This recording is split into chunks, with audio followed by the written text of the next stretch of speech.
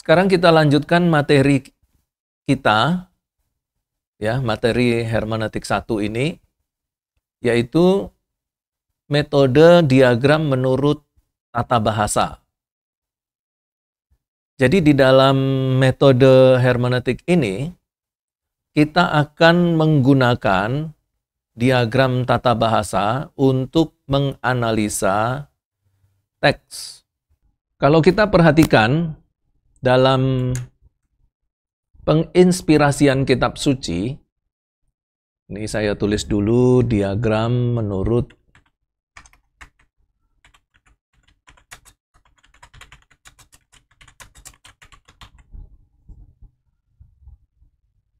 ya, ini diagram menurut tata bahasa. Pertama-tama yang harus kita ketahui berkaitan dengan diagram menurut tata bahasa adalah penginspirasian kitab suci.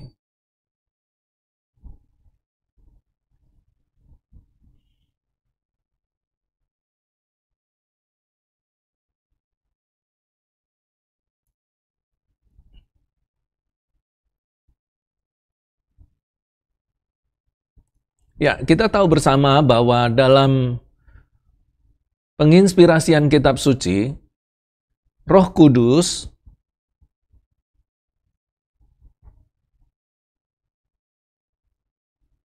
berperanan utama di dalam menginspirasikan kitab suci. Jadi, Roh Kudus bekerja pada para penulis kitab.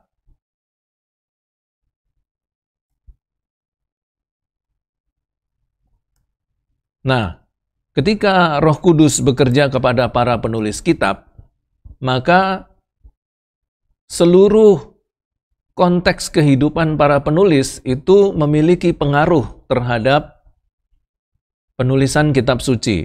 Ya, dari segi latar belakang,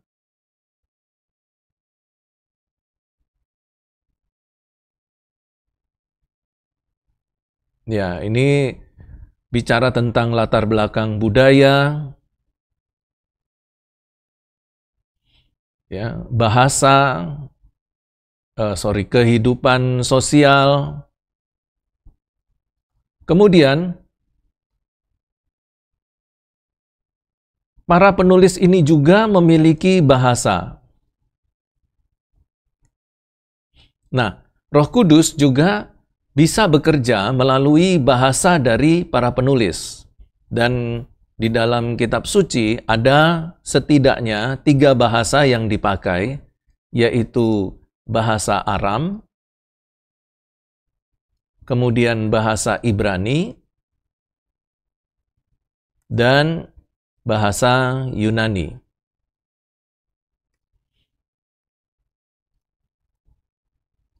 Roh Kudus juga bekerja melalui pribadi, ya, kepribadian para penulis.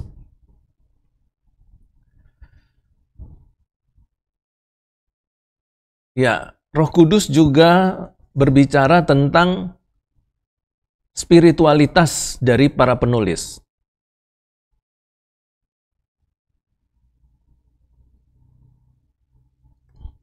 Jadi latar belakang, bahasa, kepribadian, spiritualitas para penulis itu bisa dipakai Roh Kudus, dan kemudian semua ini yang nanti menjadi dasar, ya,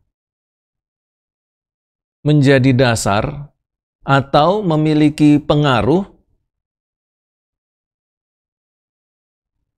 terhadap setiap kata dan ayat dalam kitab suci.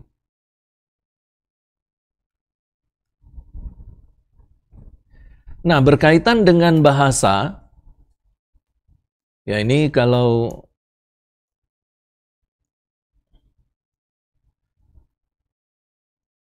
saya kasih lingkaran di sini, ya.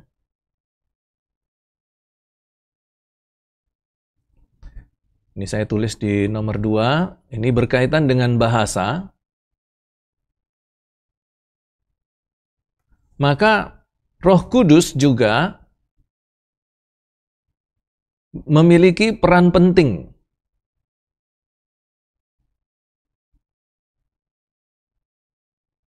di dalam menginspirasikan pemilihan kata.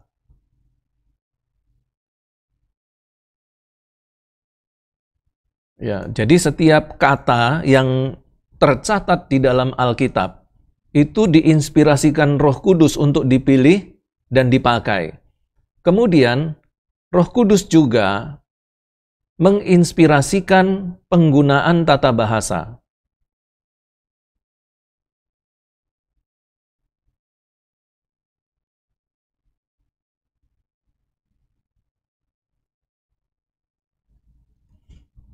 Roh Kudus juga berkaitan dengan bahasa, juga memilih dialek.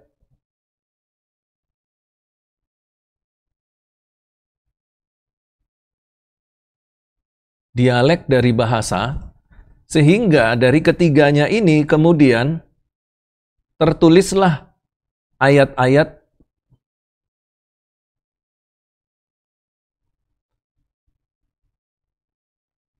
dalam kitab suci.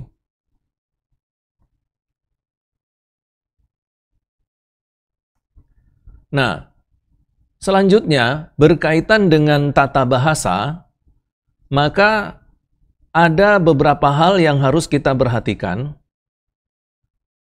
Ini saya tulis penggunaan tata bahasa.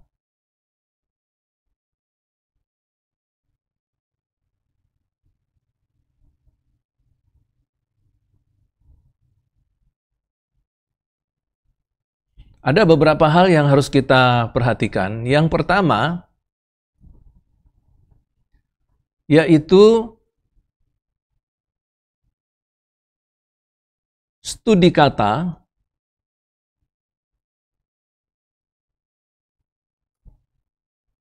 Ya, kemudian yang berikutnya adalah studi kalimat.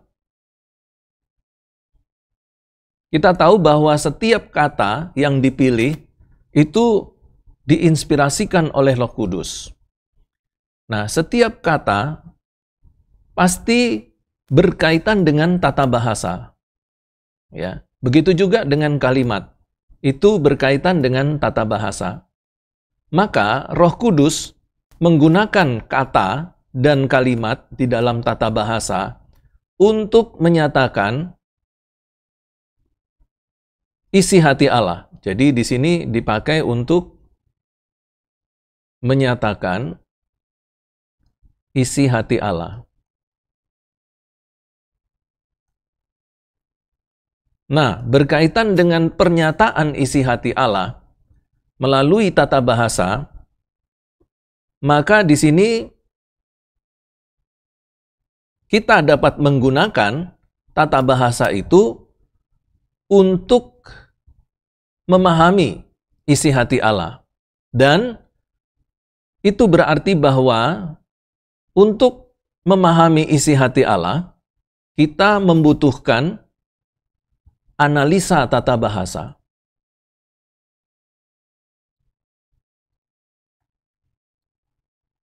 Nah, salah satu analisa tata bahasa yang bisa kita pakai, karena kita yakin bahwa di dalam tata bahasa, Roh Kudus menginspirasikan isi hati Allah, maka kita butuh analisa tata bahasa yang disebut dengan analisa diagram tata bahasa.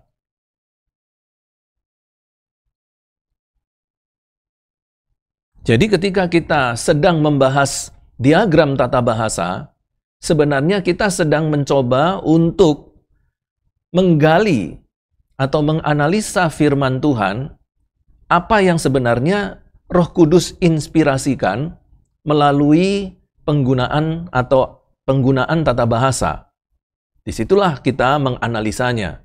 Nah, di dalam analisa diagram tata bahasa itu dapat kita bagi menjadi dua, yaitu analisa diagram tata bahasa berdasarkan bahasa Indonesia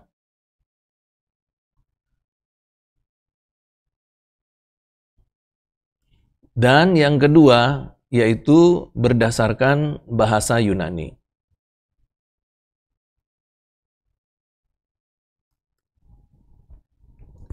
Nah, di dalam analisa diagram tata bahasa, maka ada beberapa hal yang harus kita perhatikan. Ya, hal-hal yang harus kita perhatikan yang pertama adalah unsur-unsur sebuah kalimat. Unsur-unsur kalimat. Nah, apa itu unsur-unsur kalimat? Kalau di dalam bahasa Indonesia, kita mengenalnya sebagai subjek, kemudian ada unsur kalimat yang kita sebut sebagai predikat, dan objek.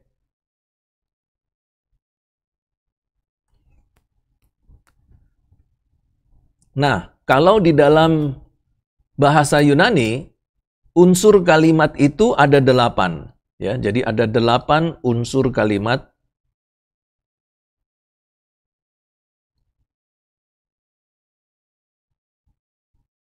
Dalam bahasa Yunani,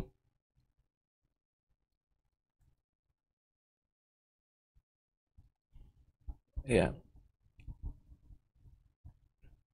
mulai dari nominatif, kemudian ada genetif, ada ablatif, ada datif, ada lokatif, ada instrumen,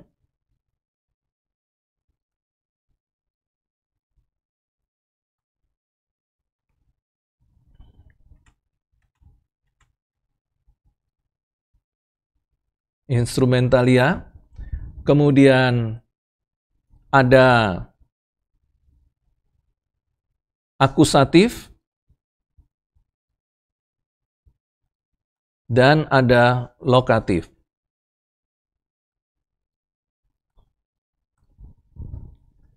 Ini unsur-unsur kalimat.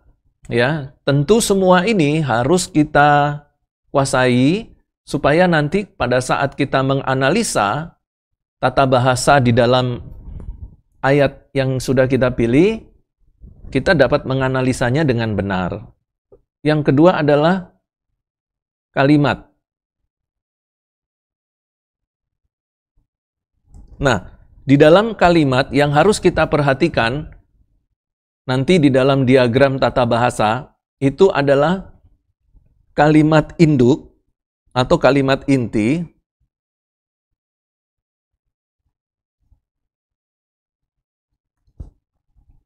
kemudian yang ada juga yang disebut dengan anak kalimat.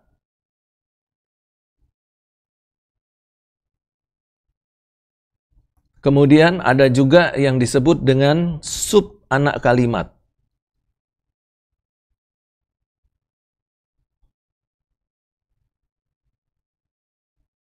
Ya, setidaknya dua hal inilah yang harus kita perhatikan. Ya, saya tambahkan lagi di sini ada hubungan antar kalimat.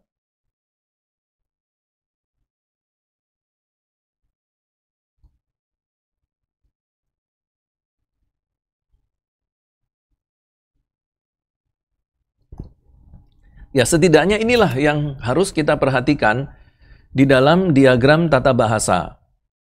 Nah, melalui diagram tata bahasa inilah kita dapat mengerti apa sebenarnya yang menjadi tujuan penulis menuliskan ayat-ayat Alkitab yang semuanya itu diinspirasikan oleh Roh Kudus.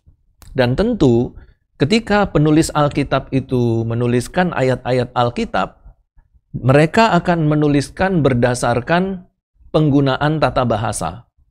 Karena tidak ada bahasa yang muncul tanpa tata bahasa.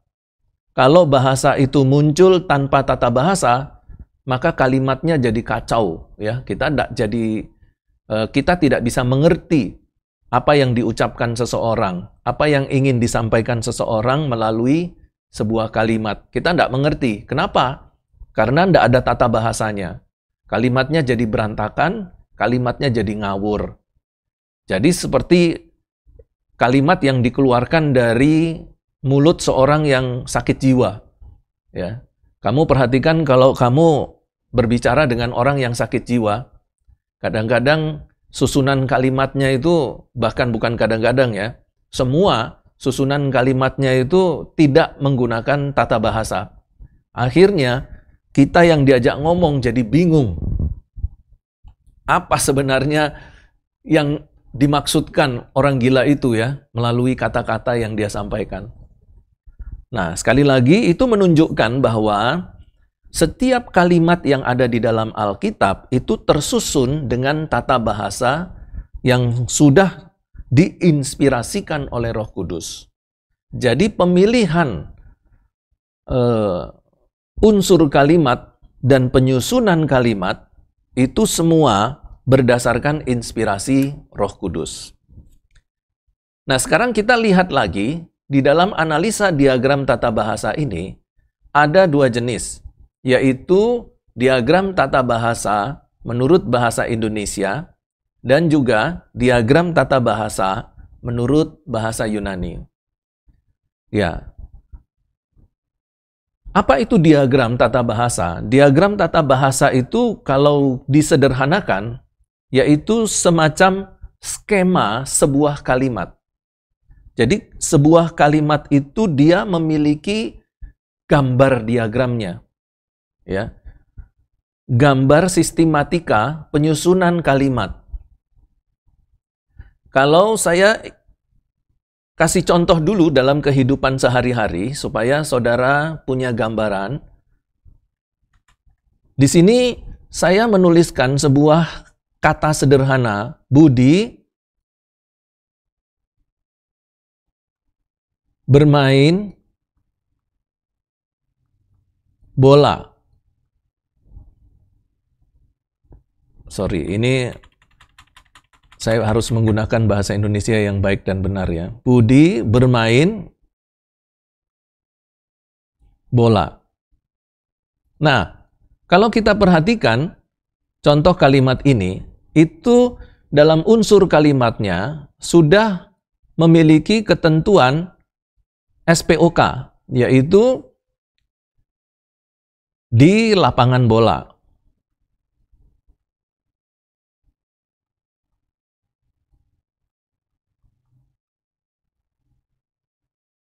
Oke, subjek, Budi sebagai subjek, bermain itu sebagai predikat, bola sebagai objek, lapangan bola keterangan tempat.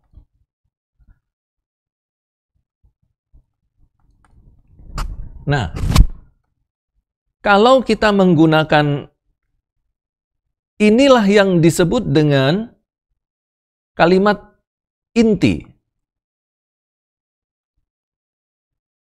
Atau bisa juga disebut dengan induk kalimat.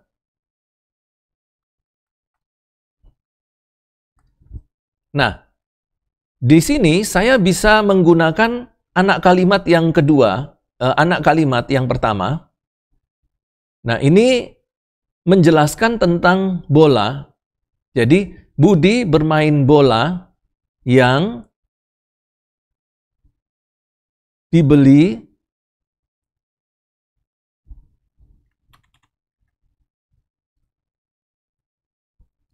yang dibelikan oleh Papa.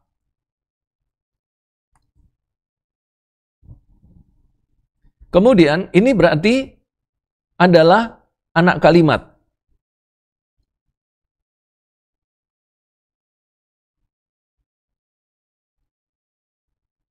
Ya, anak kalimat yang pertama.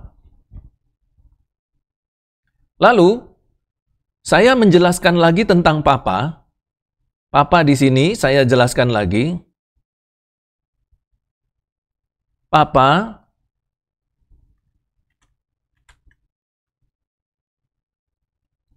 baru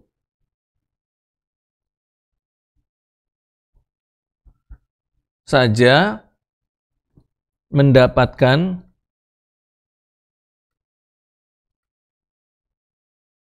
berkat. Nah, Papa baru saja mendapat berkat, ini adalah anak kalimat kedua.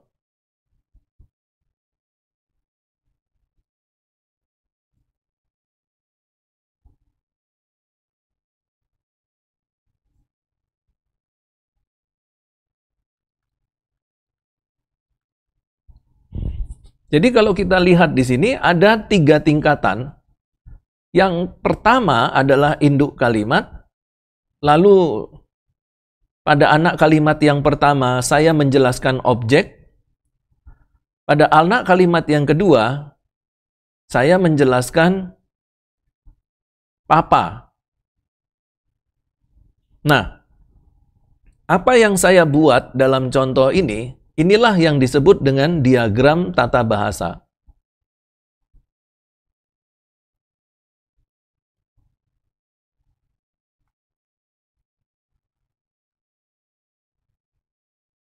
Nah, diagram tata bahasa ini semuanya bisa kita lihat ada di dalam ayat Alkitab.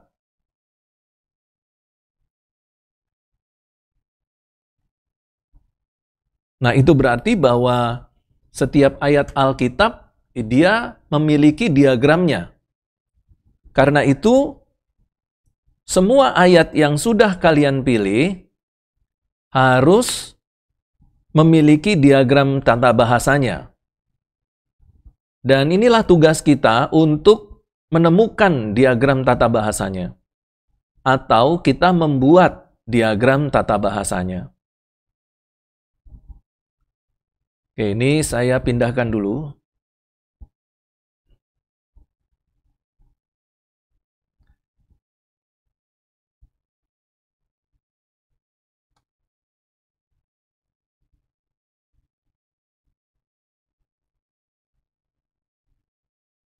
Nah, kembali lagi ke analisa diagram tata bahasa. Ada 2 analisa diagram tata bahasa berdasarkan bahasa Indonesia. Nah, inilah yang nanti akan kita pelajari dan latihan.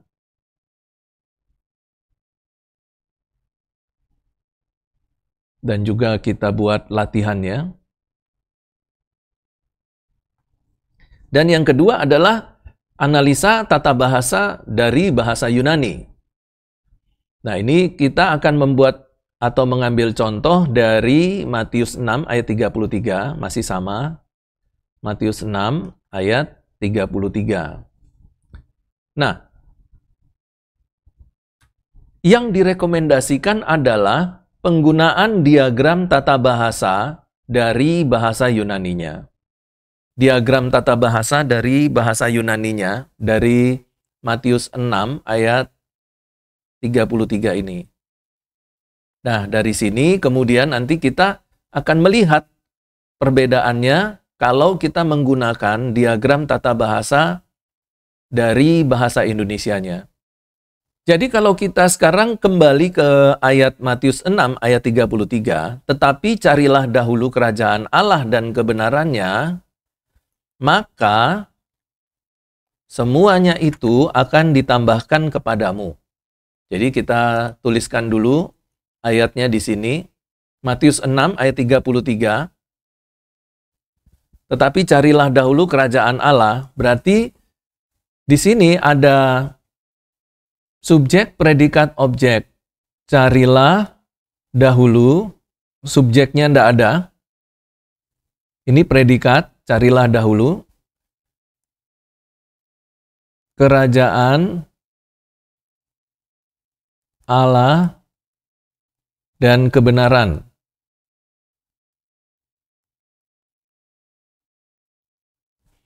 Kemudian dari kata carilah, kita turun di bawah carilah, kita tulis semuanya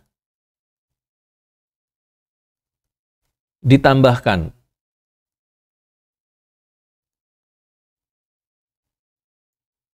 Kepadamu. Ini gambaran sederhana untuk diagram tata bahasa. Ini induk kalimat. Yang pertama, ini adalah induk kalimat kedua.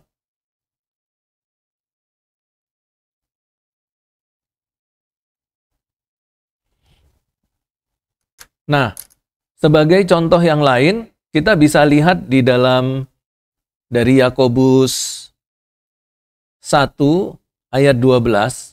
Nah, kalau kita ambil contoh dari teks Alkitab, Yakobus 1 ayat 12, dia berbahagialah orang, ya, berbahagialah orang, seperti ini, di bawah orang. Kemudian disusun kalimat berikutnya, yang bertahan dalam pencobaan. Berarti bertahan dalam pencobaan ini menjelaskan tentang orang. Karena kalimat bertahan dalam pencobaan itu menjelaskan tentang kata orang, maka dia diletakkan di bagian bawah. Di bagian bawah persis dari kata orang. Nah, itu kalau kita menggunakan kalimat bahasa Indonesia ya. Nah, ada kemungkinan nanti hasil dari diagram tata bahasa Indonesia itu bisa saja berbeda dengan diagram tata bahasa Yunaninya. Nah, yang menjadi patokan utama adalah diagram tata bahasa Yunaninya. Nah, kalau kita lihat sekarang bagaimana bentuk diagram tata bahasa Yunaninya, sebentar ya. Dari Matius 6 ayat 33. Nah, bisa dilihat ya. Ada, ini tadi kan kita bagi dua. Kalau dari bahasa Indonesianya, kita lihat diagramnya seperti ini. Carilah dahulu kerajaan Allah dan kebenarannya. Nah, perhatikan subjek, predikat, objek. Setiap kalimat harus memiliki susunan subjek, predikat, objek, kalau bahasa Indonesia. Nanti, kalau ada keterangan yang menerangkan sebuah kata, dia harus diletakkan di bawah kata tersebut. Contoh ya. Contoh seperti ini, berbahagialah orang. Ini kalau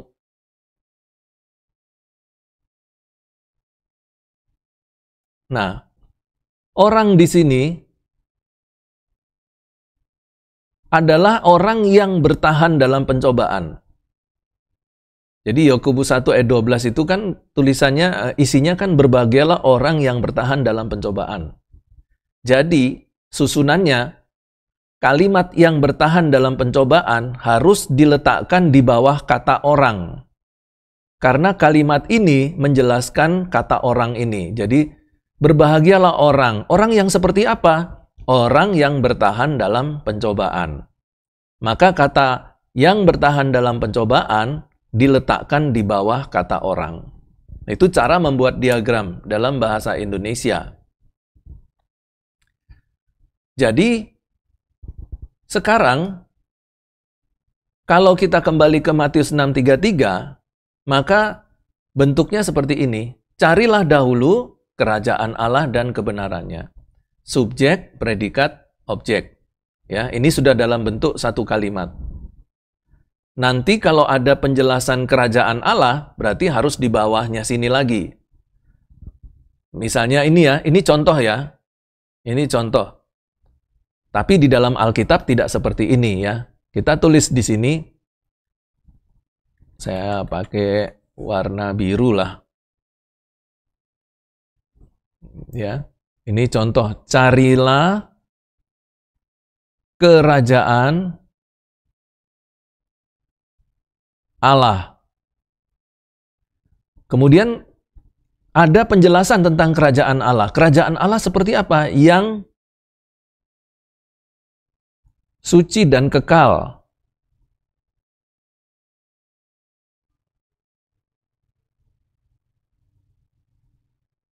Nah, jadi di sini setelah kata kerajaan Allah, di bawah kerajaan Allah, kita tuliskan kalimat yang berikutnya, yang suci dan kekal. Artinya, suci dan kekal itu memberi penjelasan tentang kerajaan Allah. Karena itu, kalimat suci dan kekal diletakkan persis di bawah kerajaan Allah. Itu kalau kita membuat diagram tata bahasa menurut bahasa Indonesianya.